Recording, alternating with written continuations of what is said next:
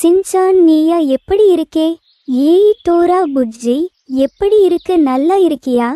நான் நல்லா இருக்கேன். உன்னை பார்த்து ரொம்ப நாளாச்சு, வா உட்காருவோம்.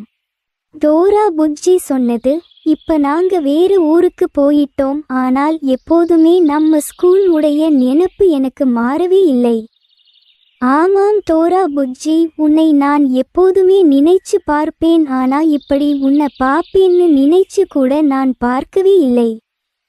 டோரா புஜ்ஜி சொன்னது. அதை விடுப்பா, உன்னை எல்லாரும் குள்ளன் என்று சொல்லி கிண்டல் பண்ணுவாங்களே, இப்பயும் பண்றாங்களா என்று சொல்லி டோரா புஜ்ஜி சிரிச்சது. உனக்கு இன்னும் என்னை கிண்டல் பண்ணுவது விடவில்லையா என்று சின்சான் சொன்னது.